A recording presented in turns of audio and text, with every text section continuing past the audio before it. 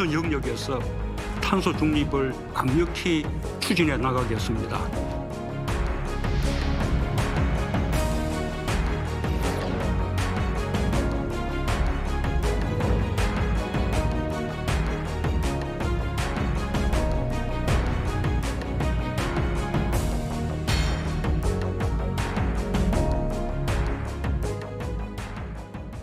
오늘과 미래의 대안을 만드는 우리 숲과 나눔에서 저를 초대해 주셔서 정말 영광입니다. 여러분 반갑습니다. 이유진입니다. 보통 제가 요즘에 많이 받는 질문은 탄소 중립 사회는 이런 사회입니다 라고 했을 때 이렇게 표현하세요. 배출한 탄소를 흡수해서 제로로 만드는 거. 플러스 마이너스 제로. 근데 여기서 전제는 뭐냐면은 배출한 것을 흡수하는 것은 너무나 힘든 일이에요. 그래서 앞 단위의 전제는 배출 소비량 자체를 극단적으로 줄여야지 된다. 그래서 거의 화석에너지 소비량을 거의 제로로 만들고 어쩔 수 없이 배출하는 것은 흡수하는 방향으로 가더라도 기본적인 전제는 사용하지 않는 것으로 가야 된다라는 얘기를 드리고 싶습니다.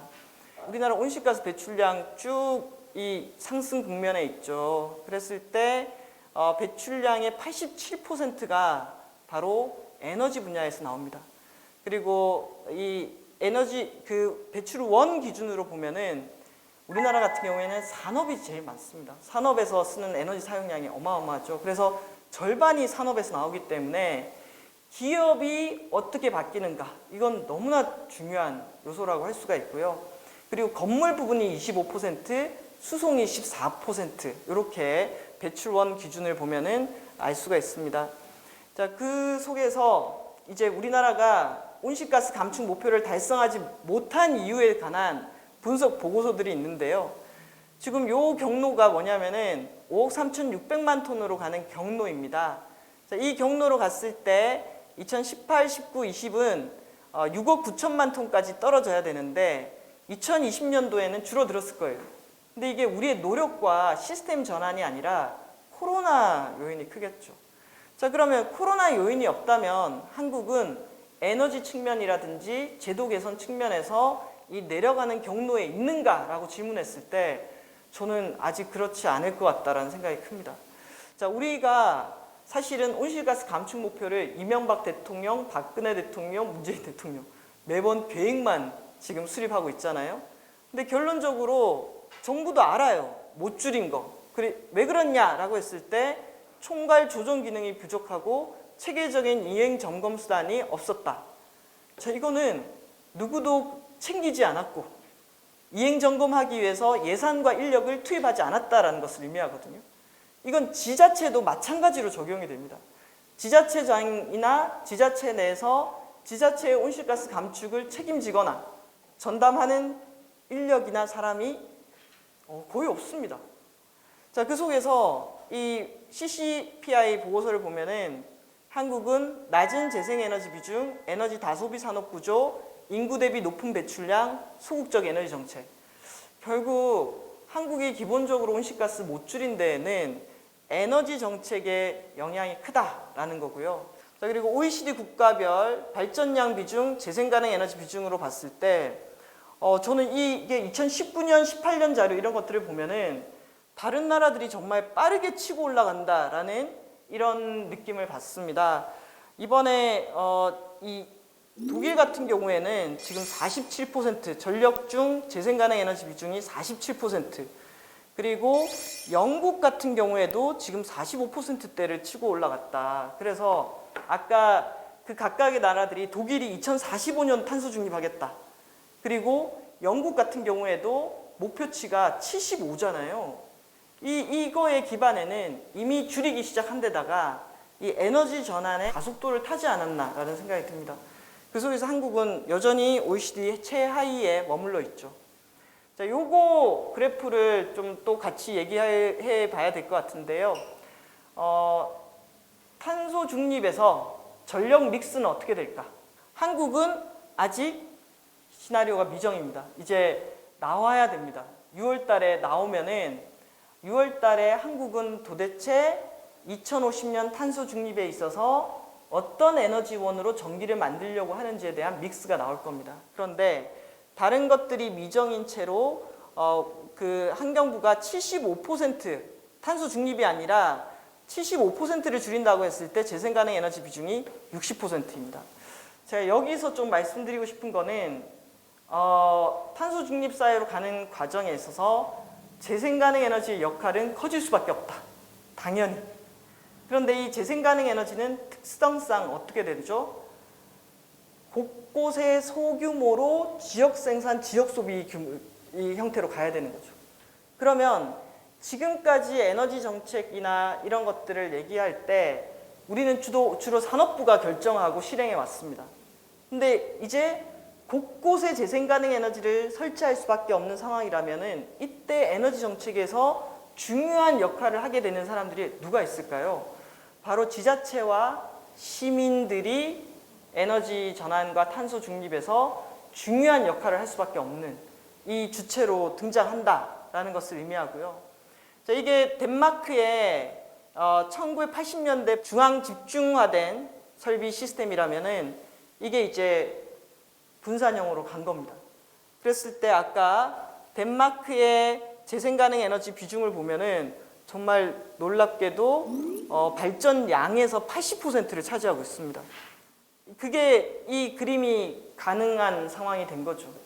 그래서 지역에서 열병합 발전, 풍력, 태양광으로 지역 생산, 지역 소비 시스템으로 간 거고 우리는 이제 원전과 석탄 중심의 중앙 집중인 시스템에서 분산 정책으로 가기 위한 계획들을 수립하고 있습니다.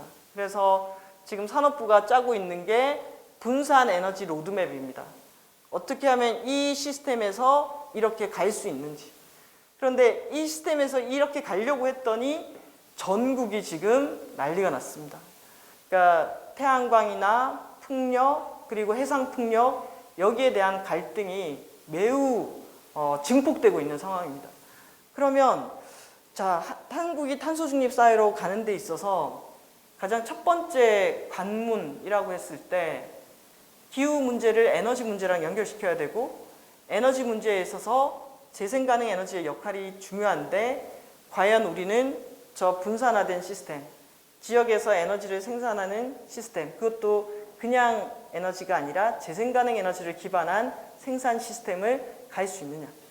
물론 이렇게 시스템으로 가기 이전에 요금이라든지 그 다음에 전력시장 이런 것들을 통해서 이 재생 가능 에너지를 받아들일 수 있는 전력망이라든지 운영체계가 되는지 또 그 이전에 생산 이전에 어떻게 하면 수요 관리를 요금과 연동시켜서 갈 수 있는지 그래서 이 문제들을 넘어서지 않으면은 현재 우리 시스템이 발전소에서 주는 전기 받아서 그대로 쓰는 시스템이라면은 요렇게 가는 데 있어서는 재생 가능 에너지의 역할이 늘어나야 되고 소비하는 사람들이 자기가 사용하는 에너지의 가치라든지 의미 그리고 이것을 나는 소비만 해가 아니라 말 그대로 우리가 그동안 오랫동안 얘기했던 프로슈머로서의 역할을 할 수 있는지 그리고 이 재생 가능 에너지가 전력망에 들어오게 되면은 간헐성이 있어요.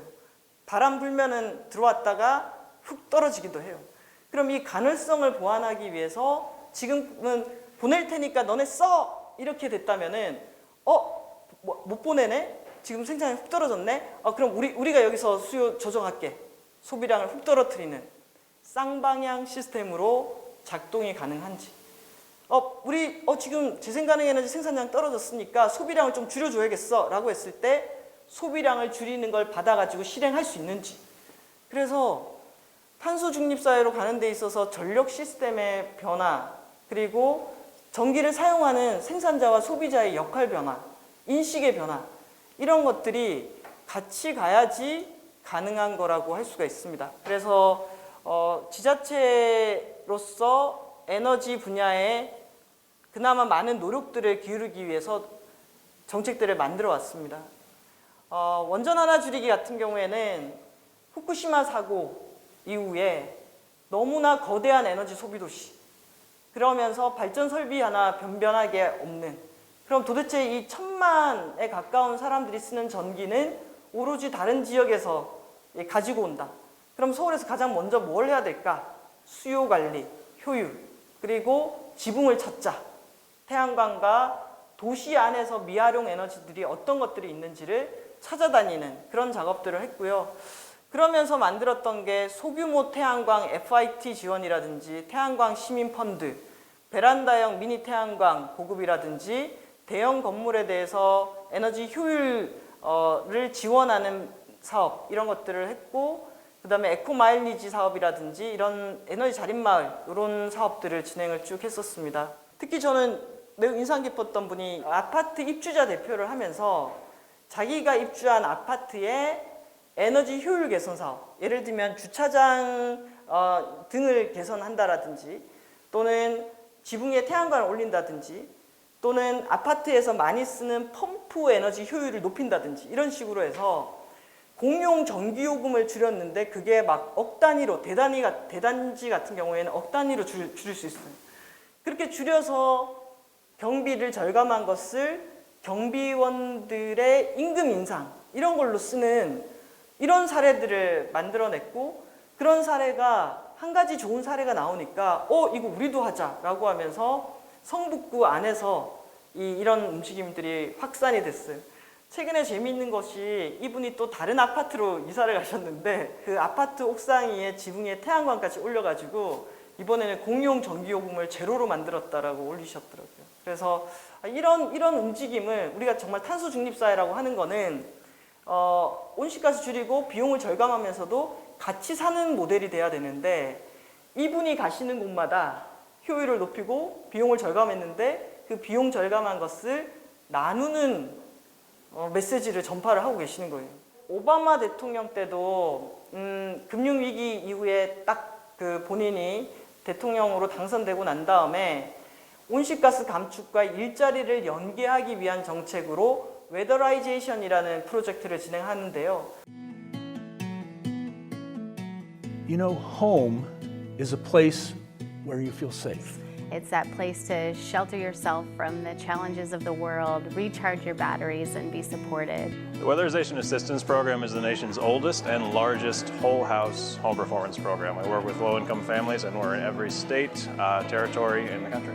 그게 3년 동안 한 6조 정도를 투입해가지고 100만 가구의 집수리 단열 개선 사업을 하게 됩니다. 근데 그 사업을 하면서 실제 에너지 효율이 올라가고, 에너지 효율이 올라가다 보니까 CO2 배출량이 줄어들고, 그런데 100만 가구 정도를 고치면서 그냥 고친 게 아니라 전과 후를 분석할 수 있는 지원 조직을 만들었어요. 그래서 어떤 집은 어떻게 고쳤을 때 효율이 좋아지는지, 그래서 투입된 비용은 어떻게 되고 그 비용을 통해서 에너지는 얼마만큼 절약이 됐고 그걸 통해서 그 집에 사는 사람들의 행복도는 어떻게 높아졌는지, 그래서 이런 접근들을 했었거든요. 그래서 이런 건물 분야의 에너지 효율을 높이기 위해서는 관련한 제도와 제도를 갖추는 것과 동시에 그런 것들을 지원하고 발굴할 수 있는 이런 지원센터 같은 것들이 필요하다라는 논의들을 했었습니다. 그리고 EU의 그린 딜을 보면요, 2050년까지 기후 중립이라는 목표 아래 에너지, 산업, 건물, 농업 분야, 생물 다양성, 이동 모든 영역을 어떻게 바꾸겠다라는 것들이 법과 제도로 꼼꼼하게 나와 있고요. 특히 마지막에 보면은 어느 누구도 소외되지 않게 정의로운 전환을 하겠다. 전환의 과정에서 충격받는 광산 노동자라든지 석탄 산업이라든지 이런 지역에 대한 지원 계획을 구체적으로 밝히고 있다라는 것이 특징입니다. 자, 거기에 이제 우리 정부도 지난 7월 달에 한국판 뉴딜을 발표하면서 디지털 뉴딜, 그린 뉴딜, 사회 안전망 강화라는 세 개의 축을 발표하게 되고요. 그리고 10월 달쯤에는 지역 기반 뉴딜이라는 것을 발표하게 됩니다. 그리고 그 그린 뉴딜 안에는 그린 리모델링, 그린 에너지, 그린 미래 모빌리티 이런 것들이 있는데요. 올해 우리나라가 그린 뉴딜에 투입하는 예산이 8조 정도가 됩니다. 자, 그럼 그 8조를 어디에 쓰느냐? 보시면은 공공 건물에 대한 리모델링, 그린 리모델링. 사실 건물에 대한 리모델링은 너무나 중요합니다. 도시에서는 건물하고 수송을 잡아야 되거든요. 그리고 그린 에너지에 있어서 재생 가능 에너지를 확대하는 거. 그리고 그린 모빌리티에 있어서는 주로 전기차, 수소차 보급에 들어가게 됩니다. 우리 정부의 이 그린 뉴딜 전체 예산 중에서 가장 많이 부분을 차지하는 것이 전기차, 수소차 보조금에 들어가게 됩니다. 저는 안 하는 것보다는 훨씬 나았다라고 생각합니다. 하지만 이 보조금 사업들의 조합으로는 탄소 중립 사회로 가기 위한 그림을 뒷받침하기에는 너무나 부족하다. 이걸로는 안 된다라는 생각을 갖고 있고요. 자, 바이든 정부의 이 3월 달에 발표된 2차 경기 부양 대책입니다. 이 대책의 핵심은 미국의 일자리 플랜입니다. 자, 왜 일자리가 중요하냐면은 탄소 중립 사회로 가는 과정에서는 화석 에너지에 기반한 산업들은 쇠퇴하거나 정리될 수밖에 없습니다. 일자리가 사라지겠죠. 그러면 사라지는 일자리에 대한 다른 진로와 대책들을 만들어내지 않고서는 사람들에게 탄소 중립 사회를 가자고 얘기하기 어렵다는 겁니다. 그래서 약 2,500조의 예산을 가지고 전기차 인프라, 교통망 현대화와 대중교통, 철도, 그리고 주택 건설과 보수, 학교와 보육시설 현대화, 그리고 저는 이 예산의 상당 부분이 보육과 부양 분야에 투입이 되면서 필수 간병 인력에 대한 혜택을 강화하고 일자리를 창출하겠다. 이 분야에서 일자리를 만들겠다라는 것이 일자리와 또 그린 뉴딜 정책의 일환으로 들어가 있다라는 것이 저는 매우 중요한 포인트라고 생각합니다. 그리고 또 동시에 R&D와 미래 기술을 투자하고 전력망을 확충하고 2035년까지 미국의 전력 생산에서 탄소 배출을 거의 제로로 만들겠다라는 이런 정책과 연동되어 있습니다. 그리고 이 수많은 재원들의 일부는 법인 세율을 인상하는 것으로 얘기가 되고 있는 거죠. 그리고 최근에 또 이 행정부하고 미 상원에서 에드 마키 상원 의원이 낸 법안에 보면은 어떤 내용이 있냐면은 시민기후단을 만들자. 시민기후단을 만들어서 5년 동안 150만 명의 일자리를 창출하는데 이 시민기후단이 하는 일들이 청정에너지를 보급하고 기후회복력을 높이면서 시민들에게 생태계 보호라든지 생태계 복원 쪽에서 일을 하는 사람들, 그런 사람들을 시민기후단을 만들어서 일자리를 주고 이 과정이 기후위기에 대응하는 인력을 키우는 과정으로 연결짓자라는 논의가 활발하게 진행이 되고 있고요. Here's what it is. The Green New Deal calls for achieving net zero carbon emissions by 2030. To clean air, water, and food into a stable climate able to sustain human civilization. 2019년도에 17개 광역지자체가 지역에너지 계획이란 걸 같이 수립했어요. 각각의 지자체별로. 근데 예전에는 그냥 지역에너지 계획을 수립했지만 탄소 중립과 기후위기 대응이 중요해지는 사회에서는 그 지역에너지 계획이 캐비넷 안에 있으면 안 되죠. 꺼내와서 실행할 수 있도록 하는 것. 그런데 또 몇몇 지자체들은 기후예산제라든지 탄소 영향평가 이런 것들을 통해서 지자체가 내년 예산을 수립할 때 이 수립하는 예산이 탄소 배출에 미치는 영향 이런 것들을 사전 검토하고 조정하는 체계로서 이런 제도를 도입하는 연구를 하고 있어요. 주로 지금 서울, 경기, 경남, 대전의 대덕구가 이런 기후위기 온실가스 배출량과 지자체 예산을 연동해서 제도를 만드는 이런 준비를 좀 하고 있고요.